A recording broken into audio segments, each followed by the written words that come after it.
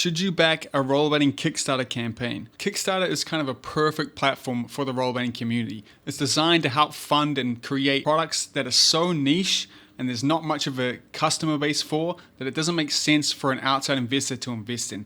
It allows fan funding of unique, super niched out products. And that would be why we've seen a decent amount of rollerblading Kickstarter campaigns be successfully funded, including some recently. I want to take a look back at some of these campaigns and see how things panned out and how much they delivered, and if in hindsight it would have been a good idea to back them, and also if it's still a good idea to back new ones popping up from here out. Starting off with what I believe is the first ever successfully funded rollerblading one, which is the Create Original CRS frame. We introduce to you the Create Originals custom ride system frame. Create Original was already a very established brand in the aggressive rollerblading scene and had a really solid team of pro skaters and already had a very popular product with their frames that allowed you to change the graphic on the inside to anything you want. They wanted to continue this innovation by bringing out a brand new design for a suspension frame, calling it the CRS frame. Suspension frames had existed in the past to varying levels of success, but none had done it on an individual wheel base like the CRS frame here. The way it worked is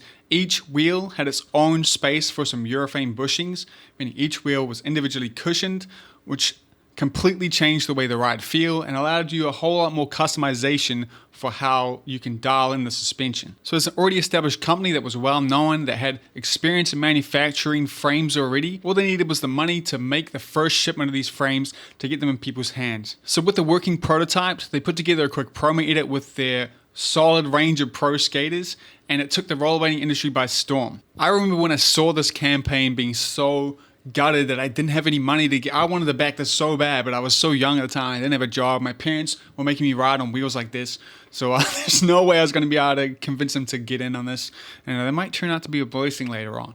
But I remember this moment. It had the rollerblading talking about it. And that's why it's no surprise that within a few months, by April 27th of 2013, they had fully funded the campaign by a long shot, raising $37,211 from 370 different rollerbladers from around the world. Little did the Create owners know, though, they were in for the hardest battle of a lifetime to deliver this product.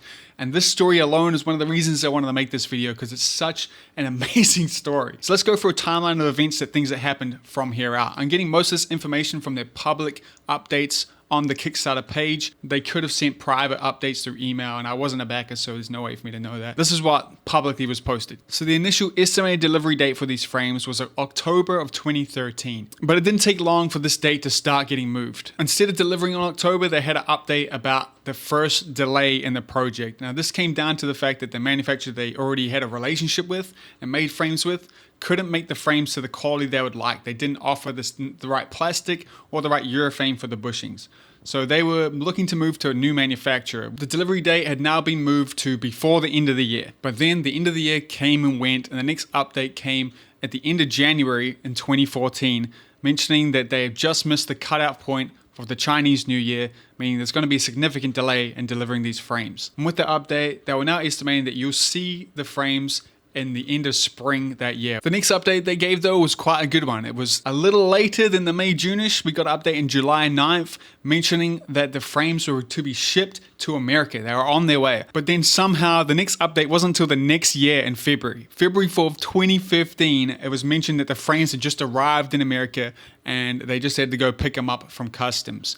In this post here, Create mentions how relieved they are to be done with this project at this point and be in the final stretch, because it's been so difficult for them at this point. But little did they know that it was only going to get so much harder from here. The next day, they shared the exciting story of how they cut the line and got the frames out in front of a bunch of different trucks and brought it home full of excitement and ready to share these frames with everyone. They spent the next few days quality checking every part. There was over 14,000 parts they had to individually check to make sure they're up to standard. And at first looks, things looked alright. They then went quiet for another 10 days, with the next update having the title, "This update is devastating." Create had noticed there was major issues with this run of the frames. Some of the metal rigid spaces were just poorly built with bits missing and misaligned, but cripplingly, the axles somehow were the wrong size, and most of them you couldn't fit the average bearing through. Create thought they might have just enough working parts to do a few frames and get a few people their frames from this run, but they were extremely disappointed in the manufacturer and had already pushed back hoping to get a correction, and received an ambiguous email back It wasn't looking good. Create was determined that they'll be able to make them come around though, and it already got them designing axles that will actually work and fit bearings through them. Next update came just over a month later on March 28th, with Create sharing the fixed updated axles that actually fit bearings through them now that the manufacturers have made. Looking like things were getting back on track and the frames went too far away. Just to then be followed up with another update 2 days later, talking about how the manufacturers had backed out of what they agreed to replacing for free. After coming back from the Chinese New Year, they suddenly mentioned that they were going to replace these parts for free with the next order Create does. Like they were going to buy more frames when they got a bunch of stock they can't sell now. Absolutely crazy. Create was hopeful they could negotiate this into a better spot though, and they did come through with that, with the manufacturers agreeing to replace the parts, but they weren't agreeing to pay for the shipping. And with a Kickstarter fund that had already run out from funding the first run, Create was going to have to fund this out of their own pockets. And the next update was finally some good news again, with the new axles arriving with all the back skate shops as well as Create themselves, and the frames now ready to ship. They were once again asking the backers to pay for their shipping costs and give their shipping details. And it again looked like the story was going to finally be over and Create would have achieved their goal of making these frames a reality and getting them in Rollerbladers' hands. Only to then be followed by another update on the 28th of August 2014, showing that the axles were incorrectly made by the manufacturers for a second time. Not only did they not come with the premium coating that they had to stop them from rusting, so now they're prone to rust, they were also the wrong length and the wrong shape and had a crazy amount of variance between them all. So at this point, Create being completely out of the Kickstarter fund and also in the negatives of their own money, they decided that they're just going to have to accept this sub-quality product at this point. They had no other options. The skates were still skatable like this. They were just clacky. All the bolts are a little too long, so there's a little bit of clack to them, but they did overall function well, and you could do some workarounds to fix it. The rusting of the bolts is also completely avoidable just by coating them in oil, which they were doing already. Sadly though, this isn't as bad as it gets, because the next update, coming September 13th, 2015, they noticed there's a significant issue with warping in the plastic of these frames. The frames had like a shrinking problem due to a rush manufacturing. They didn't let them cure properly, which meant they got a bit out of shape, and some of them were too tight or too big to take the wheels, meaning they were once again not skatable. So they paused their shipment at this point, and they went back to the manufacturers. The manufacturers said there should be some ways they can fix this issue without having to make them again. And then the next update didn't come for another 2 months, and it was more bad news. And now, more than 2 years after the original expected delivery date, Create had mentioned that through their testing, there was no way to repair the current plastic products they were sent, and the damage was done through rush manufacturing. And left in a spot where a manufacturer has screwed them over 3 times now, they decided that it is not worth trying to push back again for another replacement, and instead decided they're going to have to do a completely new plan and move to a new manufacturer in the US where they are already. So this is something that's not easy to do. So if you don't know, for each product you mass produce in plastic, there is a solid metal mold that is used. This is usually the biggest expense for making a new product, and this was obviously at the Chinese manufacturer at this point. This manufacturer at this point is pretty much just ghosting Create for the issues they had, and so there was absolutely no way they were going to get this mold off them easily. They weren't going to give it up. It's kind of all they had. It was theirs at this point. So Create had to come up with a plan to get that mold off that factory, shipped to the US, to then go to a local manufacturer for it. And I'm trying to do that with a company that's not even talking at this point, that's on another side of the world, is something that seems almost impossible, but they managed to do it with a crazy genius plan. They decided to lie to the Chinese manufacturer and mention that they had an offer on the table to buy all the patents and the molds for the CRS frames. After seeing this order, the manufacturers finally started replying to the emails and fell for it completely, shipping the molds back safely to the hands of the Create original team in the US, with them arriving on December 10th, 2015, and then things went quiet again with no update until June 3rd, 2017, coming up on 4 years late on delivering these frames. They had some good news though, and that is that they had the first working samples of a small run of the CRS frames made in the US. But at this point, they had completely run out of funds, obviously, of the Kickstarter campaign, and also of the company in general, and even through their own personal jobs to invest back into this. They didn't have the money to fund any more runs of these. This project had essentially sunk Create Original. So left with no other option to deliver for their backers, they decided to instead put the last bit of money they had into making another run of the OG frames in the hopes to fund small batches of the CRS frames and slowly deliver to their backers. Now this obviously made a lot of backers mad. These frames were super late at this point, point, and it seemed like there's a chance they might never get them. And this was only made worse by the fact that one of the original backing skate shops started selling the old defect frames despite Create wanting them not to do that. Now this to the backers seemed like Create was undercutting the backers and selling straight to shops. To clarify this, Create mentioned that any black pair of frames was an original defect run of frames and the white ones were the new US ones. Now I did get a pair of these frames and it is a white one and it has the issues that they mentioned with the defect run where the axles are too long and they're clacky, and it did completely ruin it. Maybe the shop I got it from was selling defect ones that were white. I don't know. Anyway, now for here, it's unclear how everything panned out. This was the last update on the Kickstarter page, but it appears they did small batches of frames and slowly fulfilled their backers. But at this stage, it had been so long that a lot of people had changed emails, changed addresses. A lot of them probably even quit skating. So this is definitely not an ideal situation to be in. Going through their Instagram though, we can put together a bit of piece of the puzzle after this. After coming to America, they had more problems with manufacturing and actually ended up changing manufacturers 3 more times in the US. One of these manufacturers almost destroyed the OG frame mold, which would have been completely screwed. They have no frames to sell. Luckily, they were able to repair it. And the final update I can bring on this project comes 12 years after the original campaign launch and almost 12 years after the original estimated delivery date. Create Original launches the 2.0 version of the CRS frames available for pre-order. This new version modernizes the frame a bit more because, as you can imagine, what works for a skate frame changes a lot over 12 years. So this old frame design is not that great for flat anymore. It also comes in a pro version for Austin pads. Mentioned in the description of these is a contact email for original backers to update and get their hands finally on the frames they were owed if they didn't get it originally. Now all that's left to do is wait for people to receive these products and see what they think about it, and hope and pray that there's no more issues with creating this product and they just deliver the amazing smart design they came up with to the original backers and to the rollerblading community. So let's do a quick check on what they promised versus what they actually delivered on. The first reward they offered was just to be kept in a loop, and a decent amount of people did this, and I'd say they did this. Now they did go quite a few times, but out of some of the ones we'll see later, they were pretty vocal and kept people in the loop somewhat. Could have been better, but it could have definitely been worse. They did offer a bunch of other physical products, one being a decal sticker pack. I couldn't find any proof of this being shipped, but they most likely did it because they did definitely ship their dog tags, their shirts, and their zip-up hoodies. As you can see, picture here, and them asking for details to ship them. The rest of the things offered were just packs of the frames.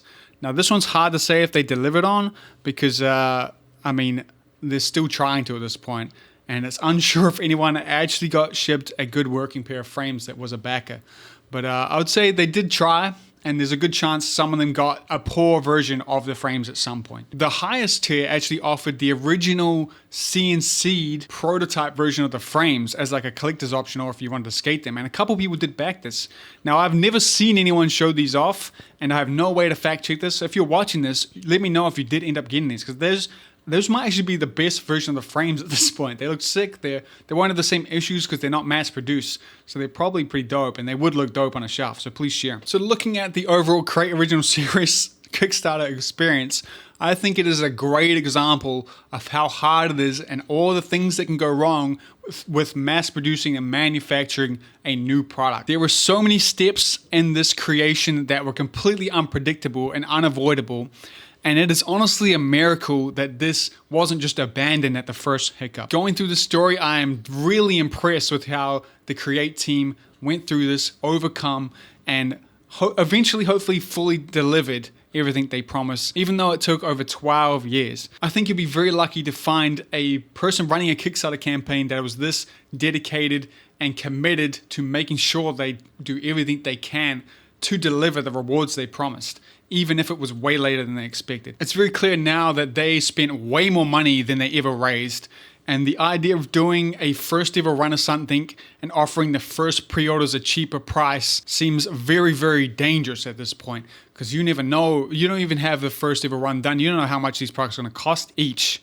And the original price tag of $30,000 was a massive underinvestment into delivering this product. And it's pretty easy to say that putting your money into this campaign was a bad idea in hindsight, even though Create was the ideal campaign manager for if things went wrong. But this was just the first ever campaign. Maybe the second one is better. Create had the longest story, by the way, so don't worry, the next ones are a bit quicker. The next campaign I want to dive into is the video game On a Roll. This thing represents the culmination of all of my passions poured into this one amazing project.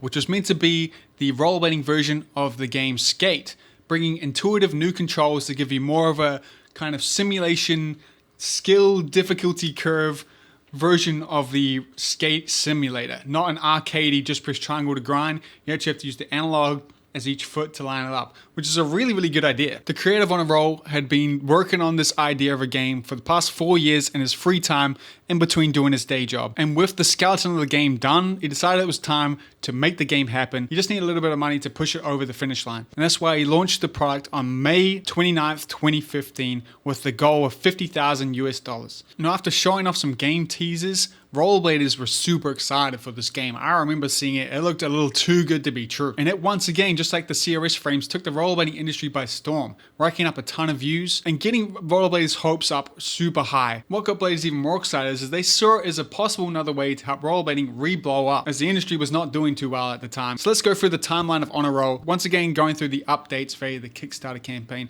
But this one I actually backed, so I also have some of the back-end emails. The first notable update came just a few days after the launch of the campaign, and that was the addition of console versions of the game being a stretch goal, where if On a Roll gets funded and goes far enough past it, they will port the game to PS3, PS4, Xbox 360, and Xbox One.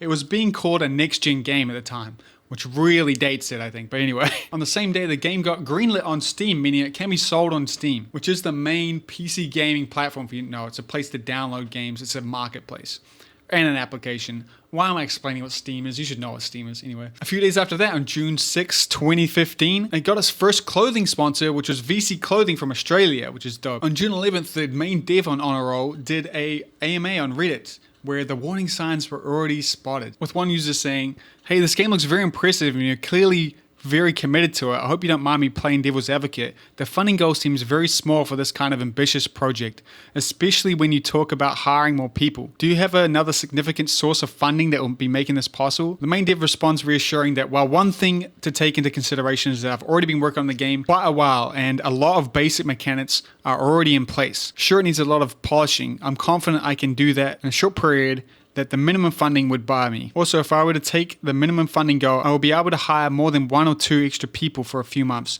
That's the idea. And of course, I'm hoping to raise more than 50K so I can make the game bigger and better. Now, shout out to that Redditor, because this is definitely a clear warning sign. It should be pretty clear to any of you that $50,000 and it comes to hiring people will not go very far and will give you a very short amount of time to deal with any problems you have. But that might be foreshadowing. Anyway, the next major update came on June 21st, 2015, where the words guaranteed were used for the console version. Apparently the dev found a way to make it possible to do it for cheap, to port the game over to all these consoles easily, so it no longer needed to be a stretch goal, it was guaranteed. Looking back at this on hindsight, I do wonder if this was only added because there was definitely going to be a lot more people wanting to play this on console, so just having it guaranteed in there was probably a way to help actually fund the goal. On June 23rd, there's another update featuring another new clothing sponsor called First and Lexington, a company I've never heard of, and when I checked the website, they're sadly gone. The next day, it's looking all but sure that the game is going to be fully funded, with 95% of the funds being raised. But interestingly, there was a cool Kickstarter being started by Jimmy Gill, where he wanted to fundraise the money to be part of the reward tier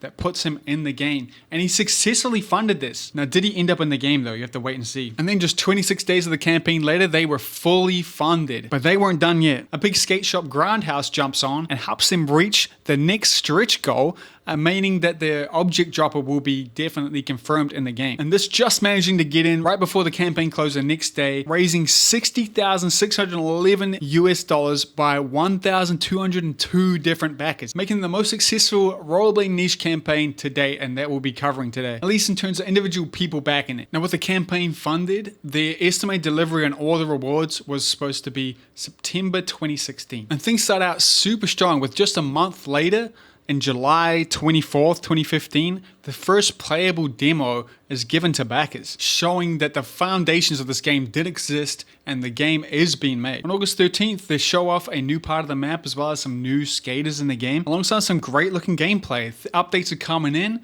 things are looking good. And that's continued with the second pre-alpha demo of the game given to backers once again. Now these were getting shipped to me, but I didn't realize I was getting any of them because I gave the wrong email. So I didn't get to play any of these until the Steam release. But anyway, and now approaching what should be the final stretch of releasing this game, the updates went quiet with no word from the dev until after the delivery point on December 13th, 2016, where it was announced that the new release date of the game will be in 2017 sometime. This info was hidden in a big post talking about other stuff like being at Winter Clash and just keeping people in the loop and what's happening with all the soft goods and stuff. But it's definitely the first warning sign of things to come. But again, communication went quiet with the next update coming with an email to backers with another playable version of the pre-alpha demo of the game. There wasn't another update until August 4th, 2017, still in the window of release date, where it is mentioned that since the game was going to be released on Steam at a lower price than a decent amount of people backed it on the Kickstarter campaign, that he was going to compensate these people by giving them free access to DLC that they're going to make. It is noted here that it's not done yet, but the first DLC pack is going to be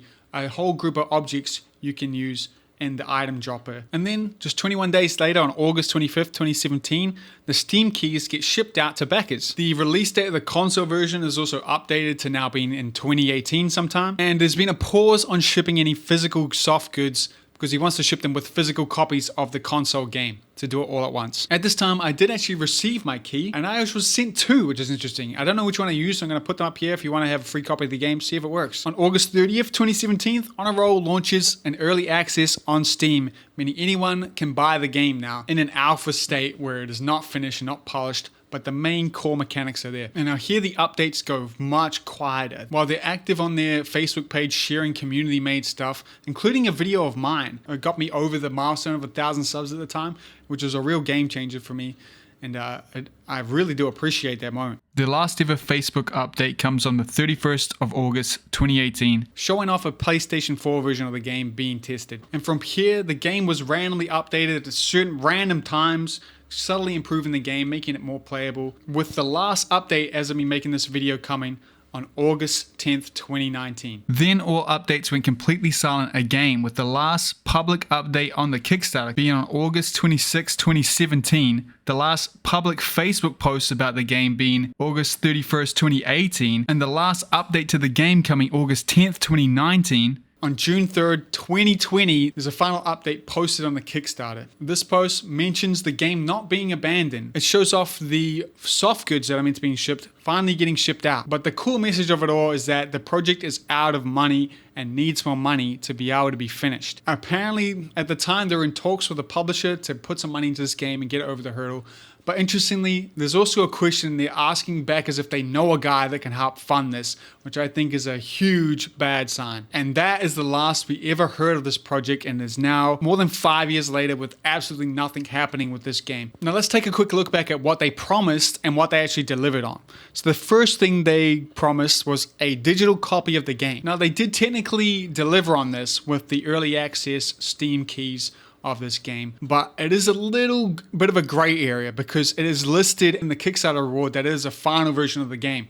Now, does final version mean the last time he updates it or a finished game? I guess it's up to interpretation, but I would say this was kind of delivered. Next things that were promised were a bunch of digital artworks, including a manual, an art book, and the soundtrack. Now I signed up for the tier that was meant to get this, and I never received any of this. It just does not exist. The next thing that was promised though was credit in the game, and he did deliver on this. My name is in the credits there along with every other backer. He also promised a wallpaper pack that you can get, which he kind of delivered on again. You can see there are big screenshots of this game that you can use as wallpaper. Not sure if that counts though, because they are just up for free, but he did kind of deliver that one. He also promised shirts and hoodies, which there is proof that he got them in this picture, but I was in the tier, so I can't confirm whether I got it. And I can't imagine anyone wanting to wear this shirt this time. It's kind of like wearing a big "I was a sucker," but maybe I'm playing my hand a bit too early here. But anyway, I did promise a button. I don't see any button in this picture of the merch you got here, so I feel like this never happened. Maybe it did though. I got no proof that didn't happen, but I also have no proof that it did happen. He also promised a ton of console versions. None of them have been delivered. Not a single one. He did use the word guarantee, if you remember. But anyway, what's even crazier is there were physical versions of the games promised, including physical manual, physical art poster. None of them were obviously ever delivered. I don't know how that was ever going to happen, but anyway, there's also a tier that a lot of people did that can get your name on an object in the game. Now, I'm not sure if this happened. I couldn't find it, and I really can't be bothered looking all through this gigantic empty map to find it. If you know where it is, let us know in the comments. Now, he did definitely deliver on putting ads in the game for people who backed it, which is good, including in 5 different places. And the one that honestly surprised me the most, he did deliver on the people who paid to be put in the game, because you can play as Jimmy Gill in the game. He got in. Now, this wasn't listed as a reward on the original Kickstarter page, but it was promised to me in an email along with anyone else who did my tier, and that is DLCs for the game. There's no DLCs ever finished or made. I assumed all the objects got put in for free, and he probably just forgot about that. So looking back on this project, I definitely feel pretty bad about it overall. I paid twice as much for this game as anyone who buys it today, and I technically didn't get any of the rewards I was promised. I think this project alone is one of the main reasons I'm hesitant to ever be a part of a Kickstarter in the future, because while they did deliver a pretty unpolished version of the game fairly quickly, they didn't deliver a lot of the guaranteed things, which overall is very bad. The communication level was terrible too, with very sparse updates with not much information. Even the patches given to Steam had no change logs in them. And it's very clear, again, looking back, that there was nowhere near enough money raised for this project. $50,000 is not enough money to make such a big, ambitious game. And even if they were to deliver these console versions of the game, they would be so out of date at this point. This project is now 10 years old. None of those consoles are relevant anymore. I think it would generally be a waste of time to port them. So in hindsight, this was not a good project to back. You're essentially just throwing money away. You were better off to have bought into the early access later. And I find that really sad, because there is definitely a lot to this game. It is still the best kind of rollerblading skate sim experience there is. It's the only game that's not arcadey feeling. And I have had a lot of good hours playing it, but it's just so unpolished and unbroken. And even with the community modding it, is just so subpar that I cannot recommend it. And the fact that if I launch it up today on a computer that is way stronger than one I would have had when I first played it, and it still can't run for shit, is just, it's terrible. I guess us rollerbladers are just gonna have to pretend that doing a nose blunt and skate is the same as doing a fish brain for now. But anyway, the next campaign we're gonna cover is the AtmosGear e-skates, the world's first electric skates. This is AtmosGear, the world's first electric rollerblades, made for speed, leisure, and daily commuting. Electric skates have been a dream for pretty much every rollerblader since the beginning of time, or since they heard about the anime Air Gear. But yet no one has been able to achieve this technology yet. And AtmosGear was going to be the first ones to do it. The way the design worked is you had a battery you wear in a backpack, then plugs into a motor in your skates, giving you just the speed boost of skating without the extra weight of batteries. Now, AtmosGear had been working on these frames for 5 years now, and had already successfully launched in France. But they just needed to raise a bit of money to go global and go worldwide with this product. Before starting the Kickstarter campaign, to increase the chances of running a successful campaign, they decided to go on a tour of the US to let people try out the skates and spread the word about them. I'm Mido, the founder of AtmosGear, and you're watching the AtmosGear American Tour. Sadly though, just 3 days into the tour, while they were out for dinner, leaving the car for only 1 hour in Oakland, someone broke into the car and stole all of their tech. The estimate was around $20,000 worth of stuff, and worst of all, it wasn't covered by their insurance. The insurance only covered the damage to the car. Even worse than that though, is the people stole the skates they brought for people to try, meaning the whole point of the tour was completely ruined. But the AtmosGear would not be defeated by this. Determined by the support of their fellow rollerbladers around the world, they came up with a plan. The founder's mother would fly over with some replacement parts so that the tour could be continued. They achieved this, and the tour started up again. All they needed was to raise the money to start selling worldwide. And they did this through Kickstarter, launching their campaign on August 26, 2024, with the goal of 70,000 euros, which is roughly $82,143.60 US. And they managed to get fully funded in just a month, with September 26th being the day they got fully funded, and with the campaign closing out on September 30th, where they ended up actually raising 83,973 euros, which is roughly $98,540.64 US, almost $100,000. They were 120% funded off 171 backers. This campaign raised the highest amount any rollerblading company has yet. So with the campaign funded, they had planned to ship the frames in mid to late November 2024. And they had a good hit up in this with having 50% of the parts they needed already made before they started the campaign, alongside already selling working versions of the skate, already having much less risk than anything else we've talked about so far. And when that November date came around on November 3rd, 2024,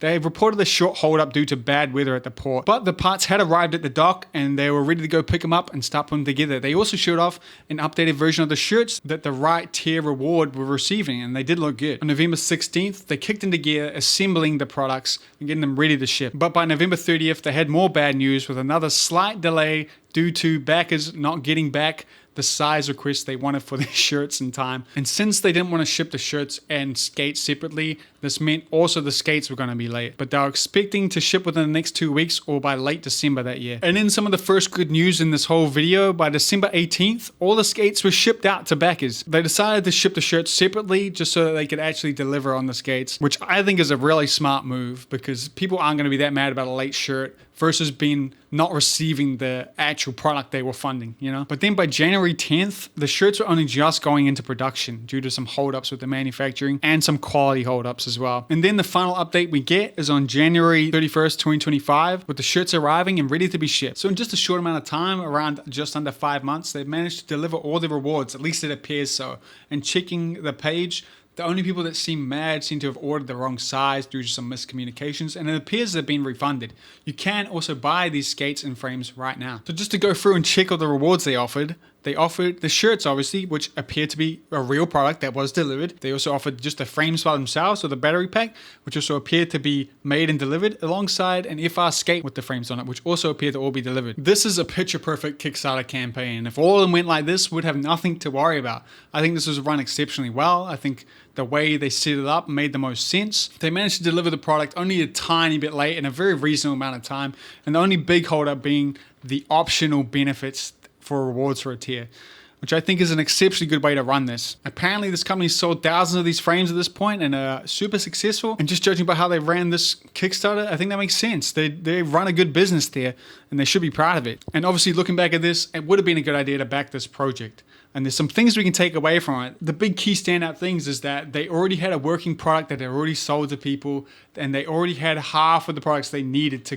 complete this big global run of these skates. The chances of this project going wrong were so much lower than the other ones, and it's definitely something we should look for if we're looking at Kickstarter campaigns. So I was doing this in order, but I fucked it up. Though the AtmosGear claims to be the first ever e-skates, we have some electric skate frames to talk about here, and that's from Escend. Escend blades.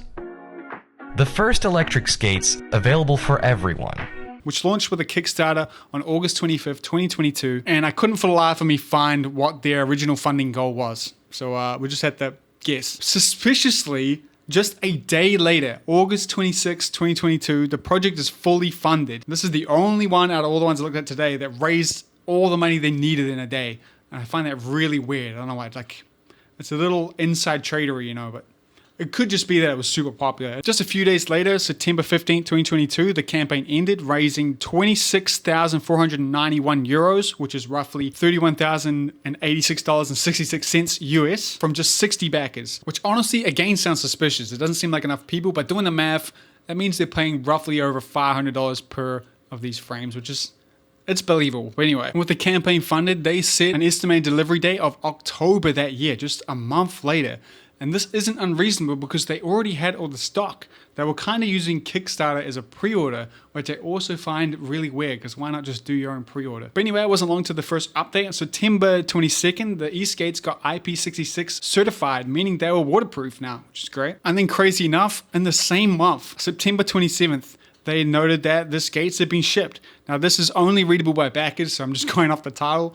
And the rest of them are kind of like that too. But there are multiple updates talking about shipping updates, so I assume there's some issues probably with the border and stuff like that. The final update they posted on Kickstarter has the title Maintenance Check, and I'm unable to read it, so I have no idea what that's about. Checking the page, there are a few people feeling ripped off, but it seems that it's because some of the items got held up with border, which is out of Escend's control, obviously. And it seems like they've been willing to ship replacements even though that's happening. Overall, it seems like most people got their products and are very happy with them. If we check their website now, every single product they have is sold out though, interestingly. And it's been at least a year since they've sold out too, and they haven't restocked, with no sign of restocking coming soon. And they've gone completely dark on social, just from being super active, posting all the time, just absolutely nothing. Overall, it's super weird. This company came up, seemed to have a super successful launch, and even maybe had a couple successful years, ran out of stock and has just completely gone quiet. No one announced the closing. It's like everyone involved, and there's a big team involved with this, just disappeared. Super suspicious. I remember seeing these posts everywhere at the time on social media too. They had a bunch of competitions to give away frames, had a bunch of notable skaters on there too. And it's a shame because again, it looks like a very good product. So looking back, let's see if they delivered their rewards. The first reward they offered literally promised nothing. So there's no way they couldn't deliver on that. They didn't even say you get updates, which is interesting. But 18 people signed up for that, and they delivered it. The next one was a blades only, which means frames only. Super confusing. But yeah, they apparently have delivered on that. It looks like it. And then there was a Palisade Metro boot version of it, which they delivered, and a Duke boot version of it, which they delivered on.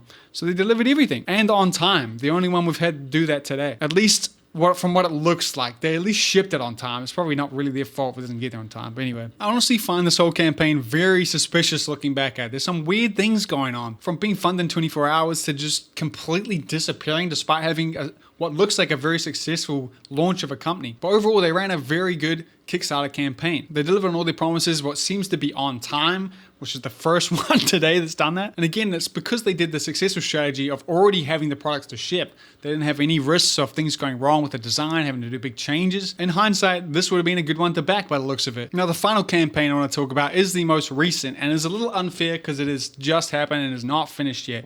And that is the new video game, Franky's World. This is the story of a hero on a mission to reclaim our future. This is Franky's World, the last city. So the well-established pro skater who's been around skating, outskating everyone for decades now, has been teasing a video game he's self-taught himself to make that's going to feature rollerblading in it, but it's not going to be the main focus. It's not going to be a rollerblading sim. It's supposed to be just an experience that has rollerblading in it. Now, this campaign is only just launched. It launched June 19th, 2025, with the fund goal of $50,000 and the plan to release the game in summer 2026, with what at first glance for me appeared to be some crazy stretch goals that are really undervaluing the work that would be needed to achieve them, especially in that time limit. But just 10 days later, on July 29th, 2025, the campaign ends, successfully being funded, raising $52,366 US from 201 backers, luckily not making any of the stretch goals. I also want to put on point here that if he had to add any of these, we're seeing some warning signs we've seen before. We got a console version. We got multiplayer mode. I don't know about you, but I've heard how insanely hard it is to make a game multiplayer that's not built on being multiplayer. Plus custom avatars. These are things that would make this project take so much longer. So I do think it's a good thing he didn't reach these goals. I just want to clarify here, I'm going to sound like a hater, but I'm not a hater, okay? I want to see this succeed. But I'm seeing some warning signs that someone's been burned by a Kickstarter game in the past, actually multiple times. But anyway, the first update on the Kickstarter comes August 5th and mentions an updated main character look, but doesn't show it. And then a couple weeks later, on August 31st, we get the final update as of me recording this video. And it again mentions a bunch of work they've done, but with absolutely no proof of it. No gameplay footage, no nothing. Over on their social media channels, they show off the new character model, and I'll be honest, I don't think it looks very good. It looks kind of like, if you play any of those like PS1 visual style horror games, it really looks like one of them, like kind of the joke janky characters. And going through all of their posts of all the gameplay and stuff, I think it's quite a big red flag that you never really get to sit and see it. A lot of it is short clips, and even in these short clips, the game looks very far away from being done. I'm talking years. This looks like maybe a tech demo. And I also find it extremely misleading that there are some things here that are definitely not in the game. Like there's a post they put up of Franky being made but with the metahuman technology, and it looks so good. This is not the character model they're using though. And this does kind of imply that this is the kind of level of graphics you're gonna get in this game. But what's worse than that is I noticed this when trying to get a thumbnail for Rollerblading News one time, which is my news show. A lot of these posts have really nice looking pictures for the thumbnail with high quality looking assets and character model doing some grinds and stuff. But when you actually look at the game and pause it, it looks no way near that good. It looks like a completely different art style almost. Completely different level of detail. Much worse. Not to mention there's a decent amount of looking AI things. I'm an AI hater, okay? And I think there's no excuse for using AI for any creative work. And as me recording this, Franky and his team have about a year to finish this game to meet the deadline they set out for themselves. And from everything we've seen, and they're not showing much, it looks like they have so much work to do. Like, so much work to do, especially for such an ambitious game that was promised. So just to compare this to the On a Roll launched with a working demo of the game. They showed off way more gameplay than Franky has, and that was a bad idea to invest in. And because of On a Roll, I definitely thought this time would be smart to wait for this to come out and do the early access or something. But again, I think $50,000 was not going to go far, especially even with one employee. That's not even a year of work before you run out of money, you know? There have been Kickstarters that have raised millions of dollars and not been able to produce much less. But it is early days. I hope Franky proves me wrong here. I'm looking forward to seeing more gameplay of this game, seeing it come together, and I do really hope he delivers. But honestly, I don't think it's a good idea to back this project. And I really hope I'm wrong about that. I know Franky, he's a skating legend. He ain't sitting out to like rip people off, and he's definitely got the best intentions going into this. So let's hope he delivers on that. So as an overall reflection on all the campaigns I covered today, out of the 4 completed campaigns, not including Franky, only 2 of them delivered what they promised, and most of them were late. So that means out of all the rollerblading things, you have a 50-50 shot of getting ripped off. A lot of these campaigns try to offer a cheap price for getting in early on these products, and I think that is a setup for failure, because if you haven't made the product yet, you never know what's going to go wrong. The price of manufacturing could quadruple, like we've seen. There's just so much up in the air. So if you are going to make a Kickstarter, I would lean towards the ones that already have a working product, that they've already manufactured, that are set to go, and they literally just need money. Because the Kickstarter setup seems to be a lose all around. Even if you have someone good behind the campaign, try and deliver, things can get out of their hand, completely out of their control, hold things up, and it's bad for everyone. It's bad for the people running it, and it's bad for the people who backed it. The people backing it are always going to feel like they're getting ripped off, and the people running it are always going to be on the defense. So it's probably pretty obvious at this point, but I would definitely avoid Kickstarters, and even pre-orders are kind of risky at this point. And if you do get involved with a Kickstarter or a pre-order, you should see it as a donation. Don't expect to get everything in return. Expect to get nothing, and just see it as investing in the product you believe. And if it doesn't work out, you should kind of be prepared for that, you know. But anyway, I want to give a massive thank you to my patrons for helping me make this video. I couldn't do it without their support. If there's any campaigns I forgot about, let me know. Or if you're in these ones, let me know your experience and how you feel about them. But yeah, make sure you go for a skate today and subscribe for more. This video is going to take me forever to edit, man. I don't know what I've done. I've been recording for 2.5 hours. Fuck. What am I going to edit this? Goddamn.